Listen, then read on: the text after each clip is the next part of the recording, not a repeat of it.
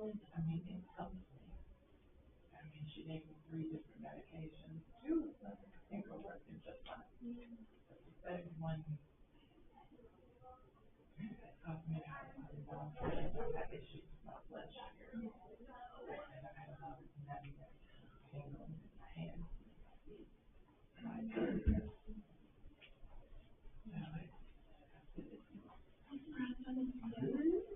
Yeah,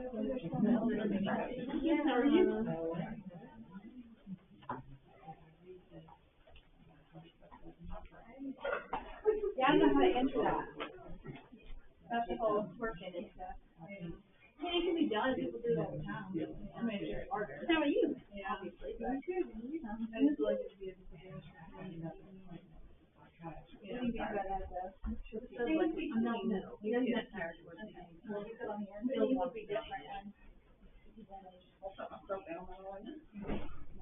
I learned better when I'm like, you have to go today, like, you know, that's for, you don't have much. Not when it's, not when it's, well, I mean, 30 minutes. And there's, yeah, you have to decide which you could figure out. Yeah, want to do that when you work in the evening? Or up earlier before he wakes up or something? I mean, you might want to do something to see, but yeah. Maybe like 7. Yeah, it's good to think about it, like, check it out. Yeah. But it is good to start on. But everyone uses like something different, I think. That is the, and that's what I love. It was a kindergarten. Yeah, big tree. But I don't really, kindergarten. But it's easier to try to figure out a little bit more, you know?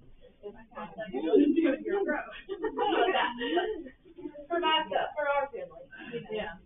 You can figure out everything. Different parts of it. They do that. We don't have any of that. You know? Yeah. But works for y'all. Yeah.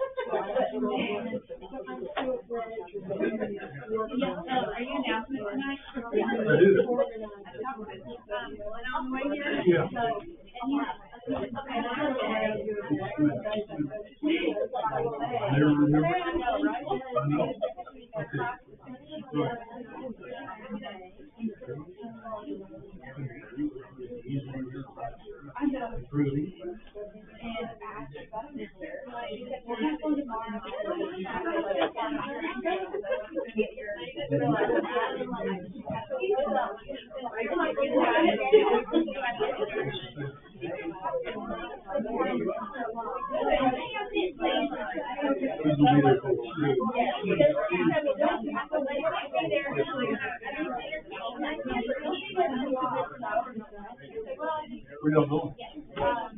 Oh, that's right. I know. That was He's an alien.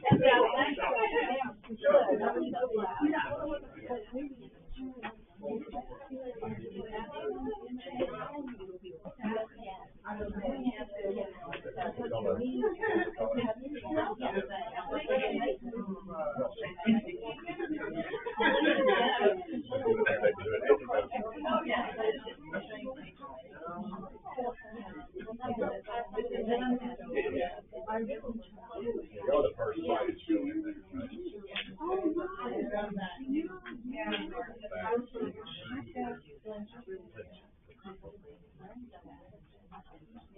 Okay, it's time to get started. We're past time. First thing I want everyone to do is repeat with me. Ha, ba, kick. Ha, ba, kick. That's the way that it's pronounced. At least on the internet, I mean, the internet's never wrong. So. So you're telling us we've been saying it wrong all these years. I know. I was like, no. You know, like Britt and I were just talking, I don't think Habakkuk really cares, you know, and if I didn't care at all. But, I've always said Habakkuk, or Habakkuk, you know, and nonetheless, Habakkuk, like two eggs. Anyhow, we're gonna be studying this guy. And these are, and I got two pictures. I mean, Dan and Lee have only got one, I've got two. And you can see, the one is receiving the message, and the other is delivering the message. I mean, it's obvious. But, yeah, it's funny, I looked it up, I mean, probably what you did, Dan, I just put the being and with images and it says about Habakkuk, and this, you get all kinds of things. You get statues and so on, but, this is the two I found, that we use these. So we'll talk about this fellow today and his writings. There actually is two lessons in the book on this one, but I definitely see why Lee and Dan decided to make this just one, because they were kind of stretched enough on this one. But we'll probably still won't get done. We'll do the best we can. But we're going to start here in just a moment, and I don't want Dan to get a completely free night off, so I'm asking Lee some prayers. Dearest God and Father in heaven, thank you so much for this afternoon to be together, to gather together with our brothers and sisters and open up your word. Praise you, Father, for the messages that we can read and to see in the minor prophets and see the importance of us hearing your word and repenting and taking note of the importance of just the challenges that come with wealth. And I pray that we might remember that everything that we have comes from you, and that we can remember that the only thing that matters is our relationship with you while we are on this earth. Praise you, Father, for Jesus. Thank you so much for the blessings that you've given us. Pray that you be with Brian tonight and help him to bring this lesson to us in a way we can participate and understand, and that we can be better off and know more about this prophet tonight. Thank you so much for Jesus Christ's name. Amen. Amen. All right.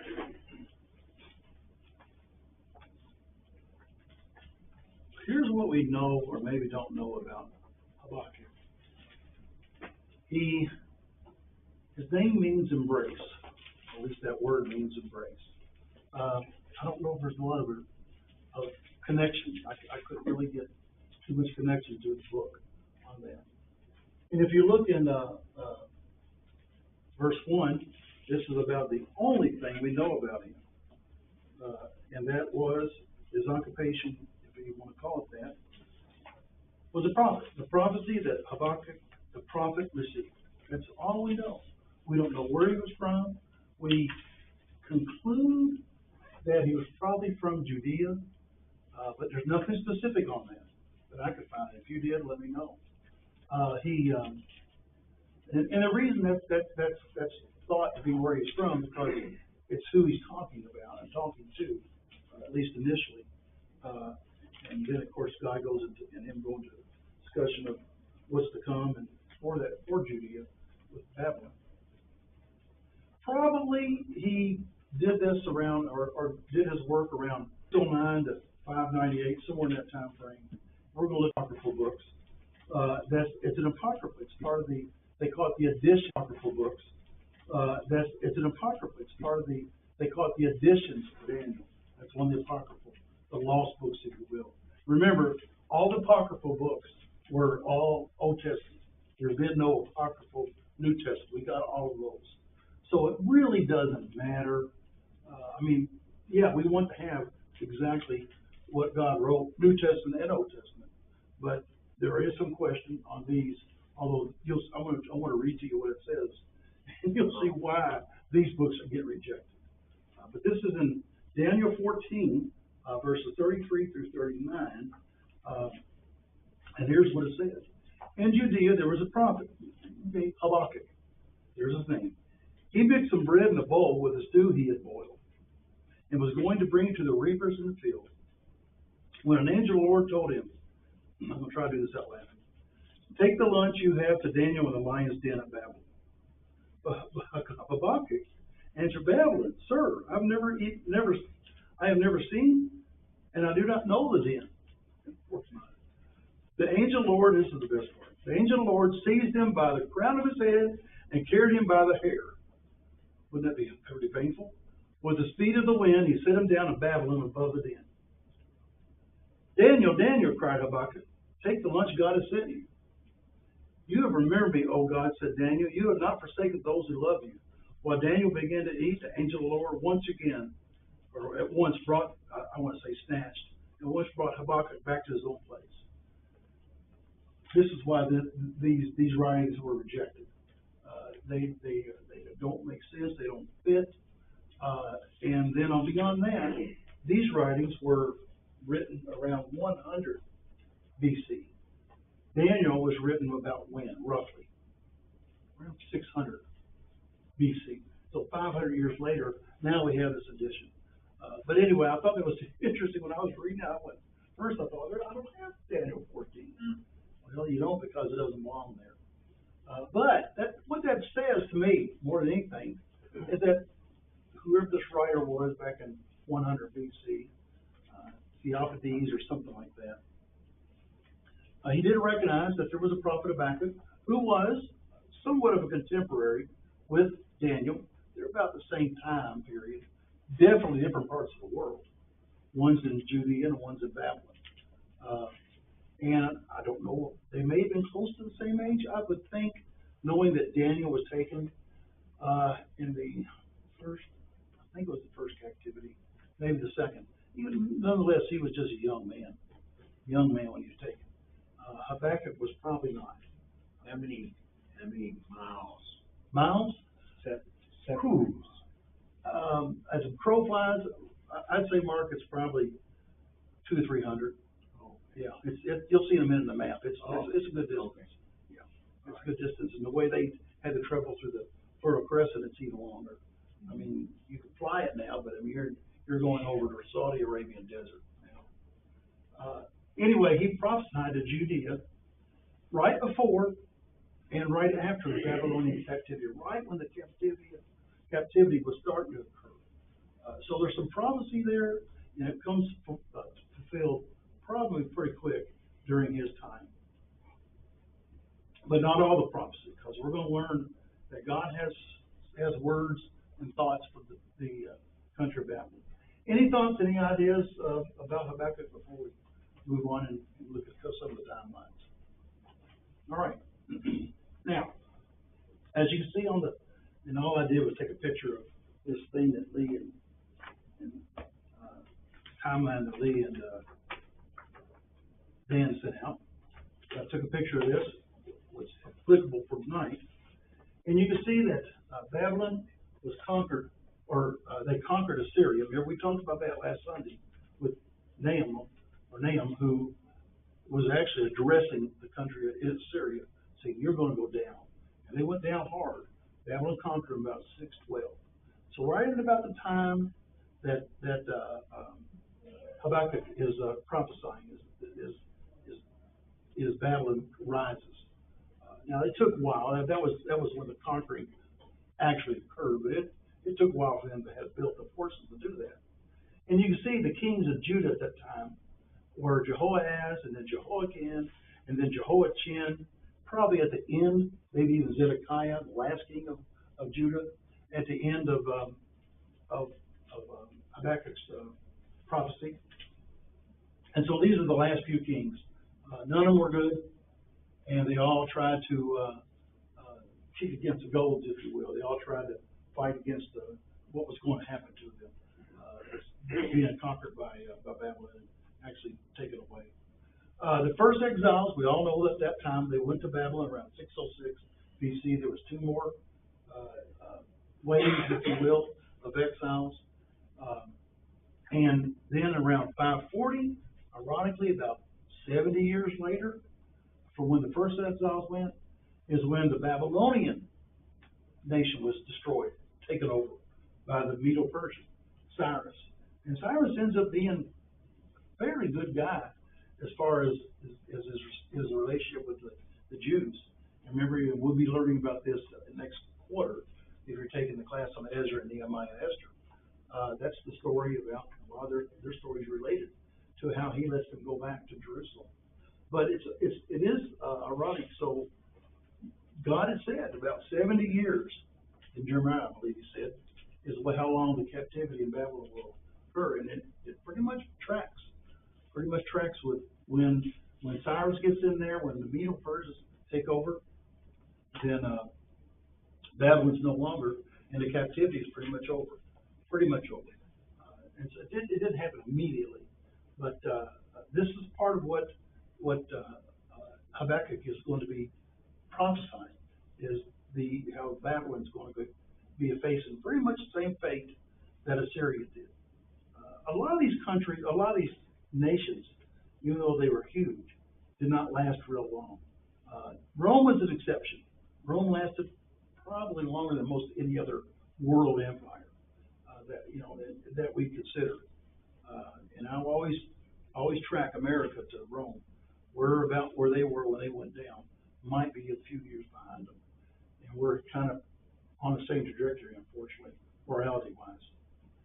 But that's a whole other story. Anyway, any thoughts on this timeline? Kind of give you an idea where we're at. Now, this gets to your question, Mark. Where are these places? Well, the Medo-Persians are there in Media. That's pretty much current-day Iran, maybe some of those other countries that I can't pronounce their names. Babylon, or Babylonia, you see it's pretty much Iraq, where Iraq is now. Assyria, it's pretty much the same thing. It's a little bit northeast or northwest of Babylon. Look there on the map, you see Nineveh here. Okay, and so to go from Jerusalem to here, that's the best way to go, but you couldn't do that on foot. I mean, you wouldn't make it. You have to go this route. So once again, I want to say, Dan, do you know, was it what in your study, was it 250, 300 miles? From Israel to Babylon, I actually researched that today, and it was more like 800 miles. Oh, okay, more than I thought. Yeah. So it's a long trip, and when Abraham made the trip from about this area where he was, then that was a long trip. So, and that was all on foot. So anyway, just to kind of give you some perspective. And again, their mode of travel was primarily foot travel, maybe horses at best. Any thoughts? Okay. Now, Habakkuk, the book. Judah was very wicked at this time, and we just told you the kings that were there, and they were not good kings. They weren't as bad as Manasseh, although Manasseh ended up at the end of his life being at least repentant. Oh, he was really bad. I mean, none of the kings God said about them that he said about Manasseh, and that is the streets flowed with blood of the innocent, most of the children. But when he was humbled, God severely humbled him, he became a much more repentant and better person, but it was way too late. He destroyed a lot. But these kings were not much better, and they were very arrogant, thinking that God's going to always protect them. And that seems to be a thing, not just with the kings of the Judah country, or the Judean kings, but also the Israel kings. Now there were, as we talked about, and Ben and Leah talked about this, there were some good kings in Judah, not in Israel. And God has already taken care. I mean, I think Israel was so bad. Two reasons: was so bad that God just said, "I'm wiping you off the earth." There is no record of any sort, no matter what the Mormon Church wants to say, of the lost tribes of Israel. There's no such thing. It was obliterated, gone. Now, even people that try to trace themselves back to the Judean tribes, it's very difficult, if possible, because when God destroyed Jerusalem with Rome in AD 70. He pretty much took care of everything then. That was the proverbial straw that broke the camel's back for that group. So people that say, "Oh, I'm descendant of Father Abraham," most likely not. God did not. I don't think He wanted that. He didn't want that. I mean, He did promise He would destroy, and Christ even talks about that in Matthew 24, that He is going to destroy Jerusalem, and He did. About 40 years later after that. But here Habakkuk sees how evil the kingdom is. So his first question is, how long are you going to let these people continue like this, Lord? Now, a lot of the prophets have been asking this, but he's braver than I am. Folks, when I pray to God, I just don't have the courage to say, God, why aren't you giving that person help? Now, I did it one time, and God gave me an answer. I'll give you a quick story. So we had a fellow who, we lived in E-Town, and he had a wife, and she, unfortunately, when we moved to this area, this town, Kentucky, we were told it's a very friendly church. It was not. It was not. You know, what in the world? Come to find out, the preacher was having a torrid affair with this guy's wife. So the church addressed it. We'd been there about 5 months and found all this out. There was no elders, so it was tough. So that we addressed it. The preacher was moved on, but not before him and the preacher and his wife went back to it again.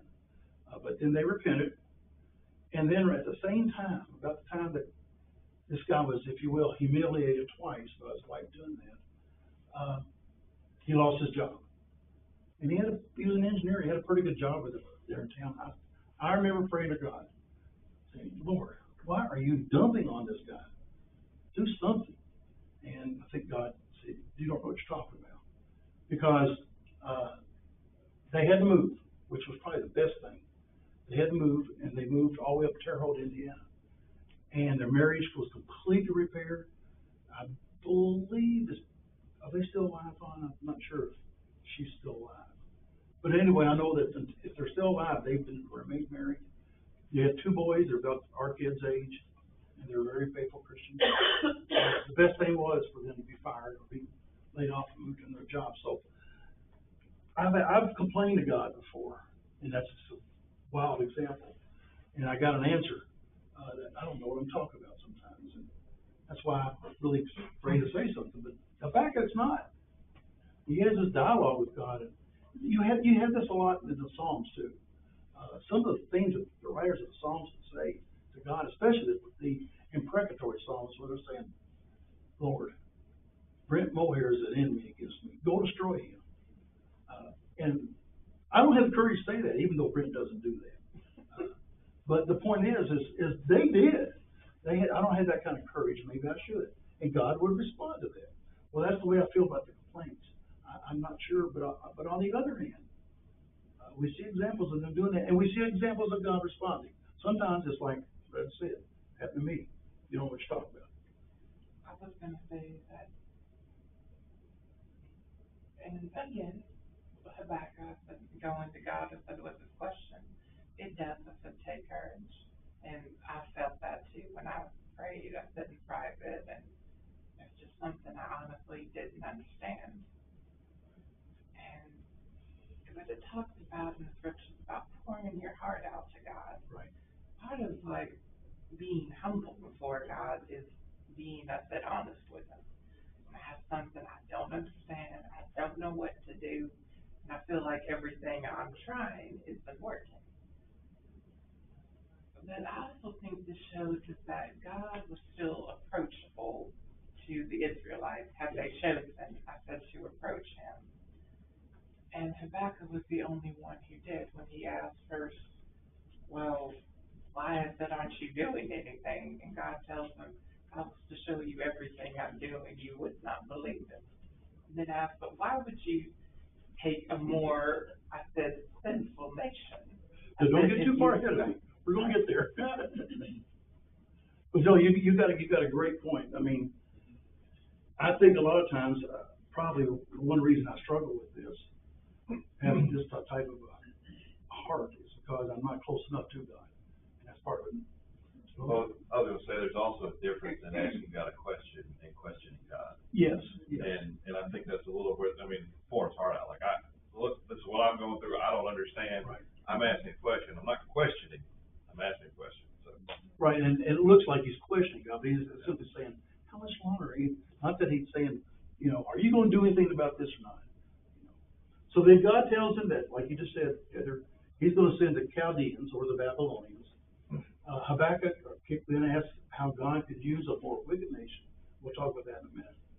Now, this is written in a dialogue style. It's a little different from the other books. It's Habakkuk asking a question and God answering him. And that's the first two chapters. Last chapter is just pretty much Habakkuk saying, I can really see, and he actually does it in the form of a psalm or a poem, or a psalm or a song. I think the theme of this book is God's justice. God's going to tell him, I am God, and it will be just, and it's not just the Judean nation, it's all nations. So, I also think that this book is important because it tells you when God whoops you, don't think that you understand how that's going to look. Because here's what he says, I think it's super important. Look among the nations and watch, verse 5, and be utterly astounded, for I will work a work in your days which you would not believe, though it were told to you. What I'm about to do, you wouldn't believe if anybody told you. It's about to blow your mind. And the reason why it would blow your mind is because we look at God as being, he is righteous and pure and just. But what is he getting ready to destroy? Evil sin. He doesn't care who the sinner is. He cares that it's evil sin. So the Chaldeans were already a nation that were against God. God is so powerful that, and this is what I think we often miss as Christians, the benefit of God. They were so protected their whole time from the Chaldeans that they weren't even a threat. And then God said, oh, okay, you guys want to keep acting stupid? Watch and see you now. right. And so he basically took his hands off of a protection that he has. So there's a lesson for us as Christians, right? We can walk many places and do many things and be very safe. And it's not because of anything but the fact that God has people not look at us, people not see us, the robbers go right by us, all the craziness go by his people. But the minute we decide we don't want to follow and be what God told us to be, we can be seen and touched. Because God can just let go. And so there's a very beautiful lesson of God's in control of protection. But if you decide to stop protecting because you want to remain in sin, this is not going to go the way you want it to go. And of course, the ultimate end is the end. And that's when, even though some may escape punishment as we see it here on earth today, some of the wicked, they aren't going to escape it in the end. We all know that. And I think sometimes we lose perspective of that. The themes of the minor prophets question, I have a question here, seem to be very similar. And this one's somewhat similar with the rest of them. Why do you think God, Logan, I'm just asking a question, not questioning. Why do you think God preserved these books, which seem to be so repetitive? It's a question I want to ask God. I wonder why. I have a couple thoughts. Anybody have any thoughts? I would say to prove that God, it talks about in Psalms about the Lord's loving kindness, that I said it's never ceasing. And he proves it in these books, that yes, I'm going to send the Babylonians in, the country's going to be, I said, ripped to pieces.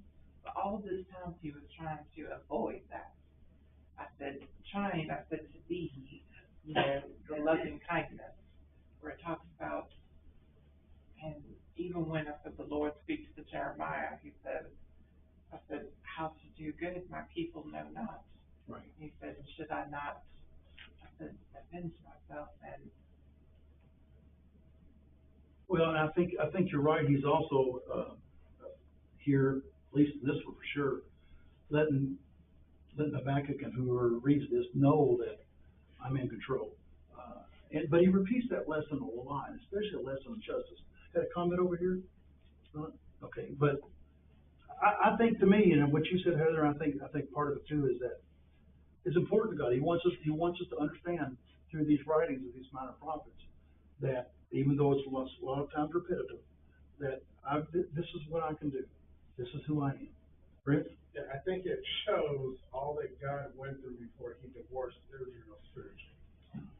Right? That's a good point. He didn't just How divorce. patient he was. Yeah, because he went through hundreds of years of the crazy cycle, up, down, yes, no, trying to bring them back to him the whole time because he loved them. And then finally, when he decides to divorce them, right, he didn't just divorce them haphazardly. There was something behind when Israel was spiritually divorced, right? They never could wrap their mind on being true to God. Right now, he needed a savior to come through the bloodline, and that was accomplished, but he said, okay, I'm just gonna have to turn you guys over. I can't do it. This isn't just for you, right? Anything goes out. But if you pay attention, this is really a story of love, mercy, and grace. And in that, there's whoopings, right? You whooped your kids because of love, mercy, and grace. At the end of the day, if you really boil it down, and God is demonstrating with true parenthood, love, husbandry, the whole family dynamic, that this thing is work constantly all the time, but it can reach a point to where you say, okay. Yeah. I think that's it. It's just God's wanting to emphasize. To me, if he says it more than once, all he's got to say is once anyway. But if he says it more than once, I think there's something important. All right, any other thoughts? All right, let's get into the chapter 1. We're not going to be able to read all of it, but I want to read sections of it.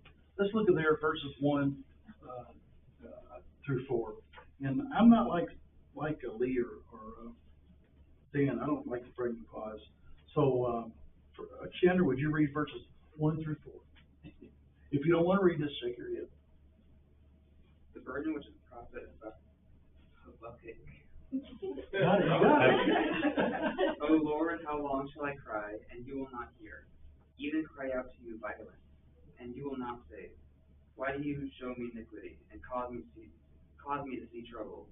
For plundering and violence are before me. There is strife and contention rises. Therefore the law is powerless, and justice never goes forth. The wicked surround the righteous, therefore perverse judgment proceeds. All right. By the way, I didn't mean to be a slam against Dan and Lee by saying what I said. I'm not as nice as they are, is what I'm trying to say.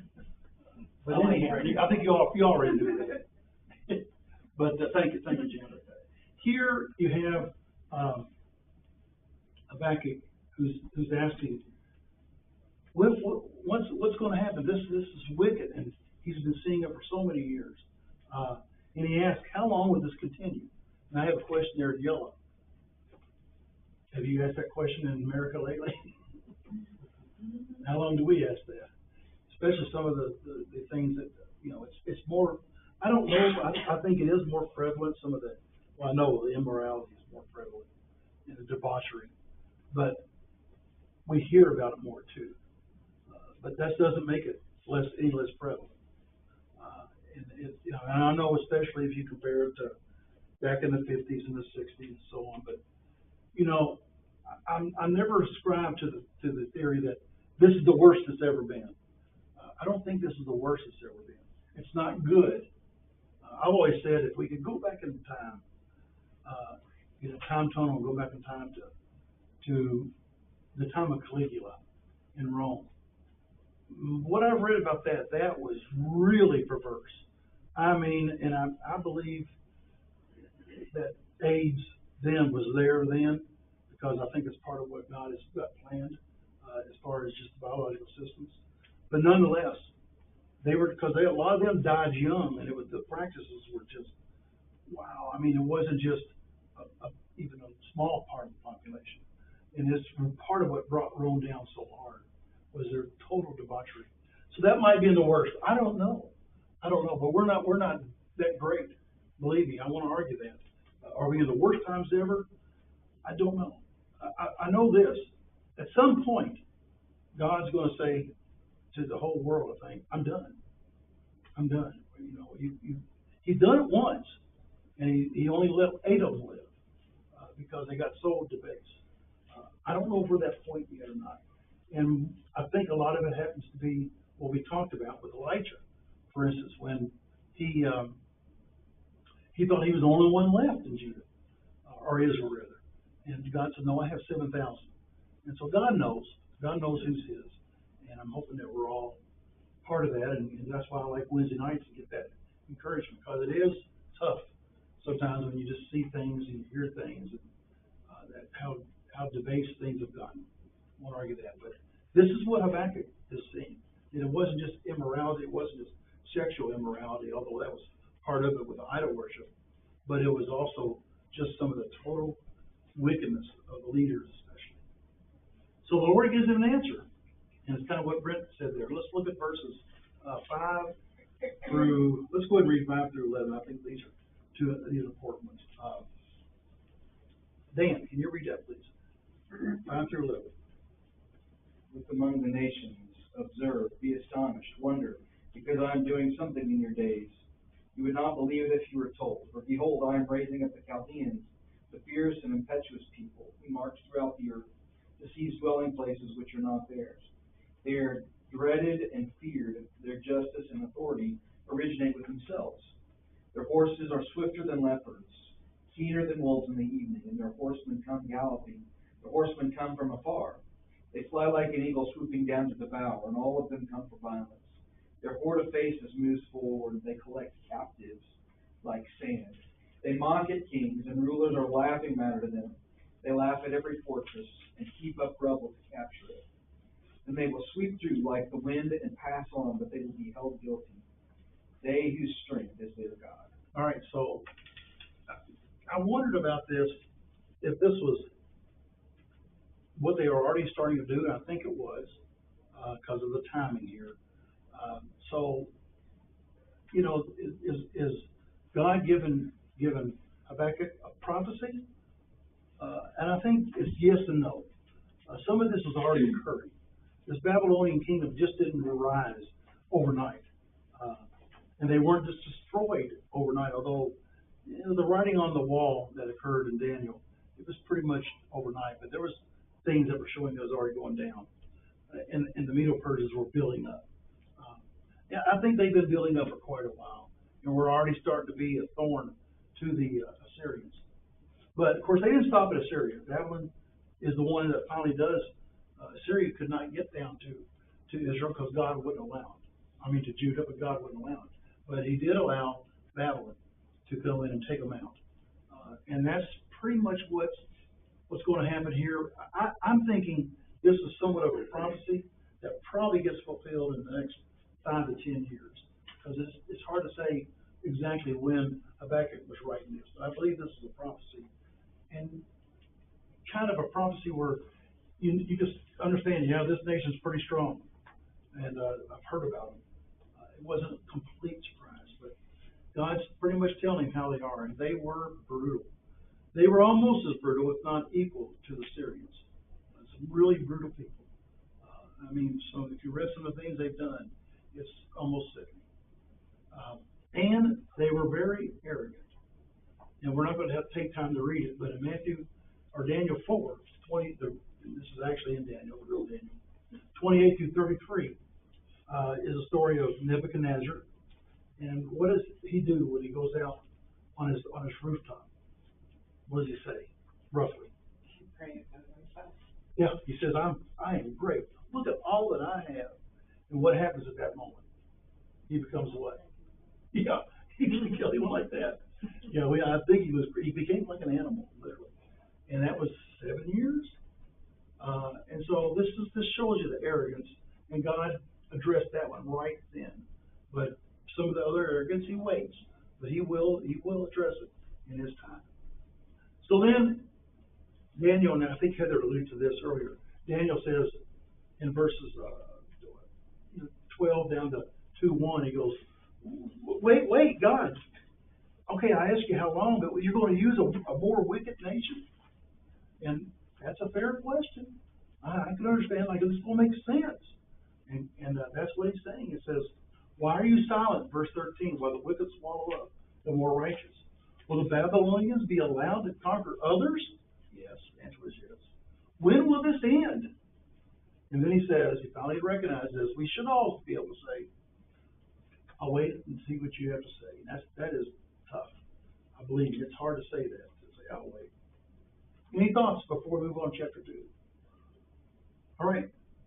Here's the Lord's answer to that question. And go over there to chapter 2, and let's look at verses, I actually want to look at verse 1. Daniel says, I will stand at my watch and station myself on the ramparts. I will look to see what he will say to me and what answer I am to give to this complaint that I have. And actually, the New King James, I like it, reads a little better. He says, and what I will answer when I am corrected. And so he understands, I've got to let God tell me what. And then God says, write this down. He said, make it plain on tablets, verse 2, that he may run about it, that he may run who reads it. And he says, he just basically tells him that all, not just Judah, Babylon, all who are wicked or puffed up will fall eventually. And this is a verse that we see several times in the scriptures that's found in Habakkuk. There's 2 verses actually that we're very familiar with. And look at verse 4. Behold the proud, his soul is not upright in him, but the just shall live by faith. How many times have you heard that? If you've ever read, as we have on the board here, Romans 1:17 and Galatians 3:11, you read it, and that's where Paul quotes that. And it's a really good point. We understand it from a little different perspective. We're talking about faith in Christ. Of course, that was not what Habakkuk would have understood. But basically, God's saying, those that are righteous, those that are just, will live faithfully. And God knows that. He recognizes that. So I just thought it was interesting that this is where that verse comes from here in the book of Habakkuk. Any thoughts before we move on? All right. You go ahead, Edith. The living, the just, the lived by faith. I think for myself, it's been personal. With my ongoing, I've been emotional, I've been health problems, everything I've been through, but talking about that, the just lived by faith. Because if you have to have faith, you can be courageous. You can be courageous, you can be strong. Right. You can be strong, and you can get up and face the world every day. So just in my own personal study, I've been thinking, praying about that a lot. I think that's a good thing to be able to keep perspective. It helps you do that. All right, now God announces 5 woes. This is somewhat repetitive, but there is some differences. And these are 5 woes against Babylon. He's saying this is what's going to happen. Woe to him in verse 6 who piles up stolen goods.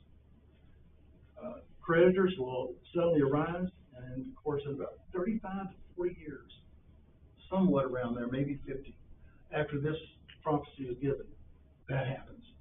The Medes come in. When the hammering on the wall occurs, it was that next night that the Medes took over Babylon.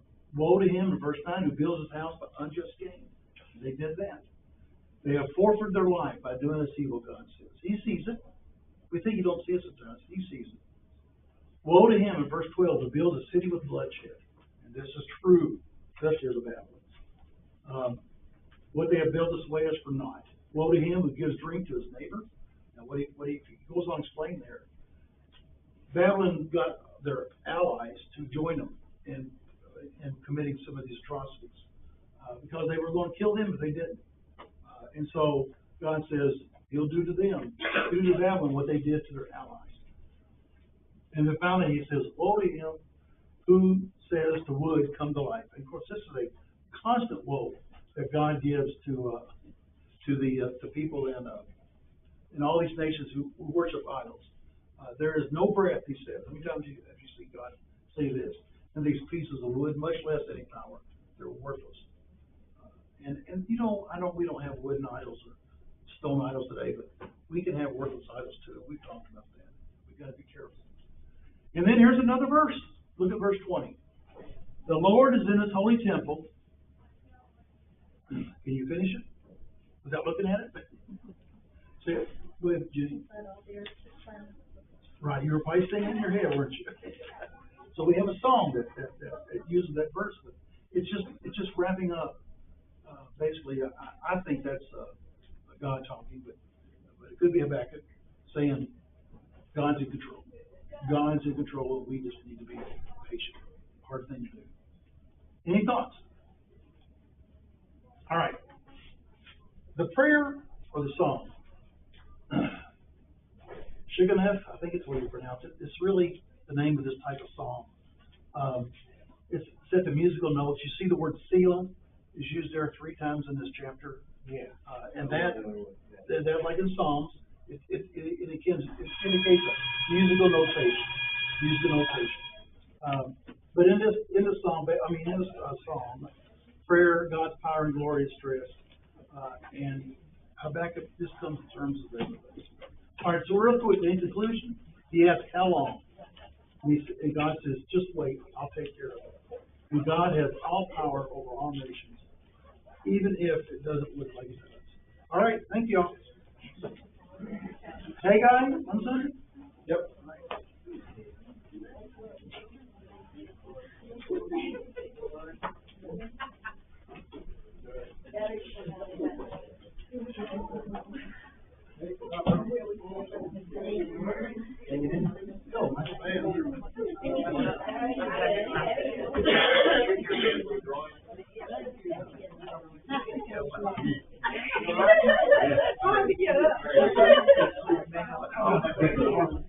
I got that.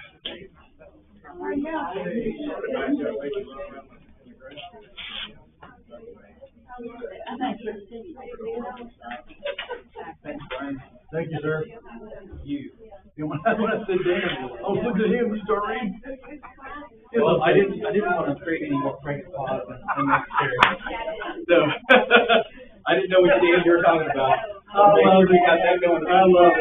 You guys got more courage than I got. I can't stand them.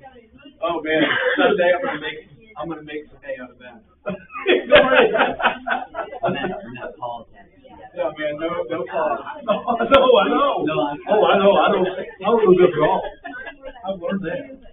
That's why I don't allow it. I just call your name.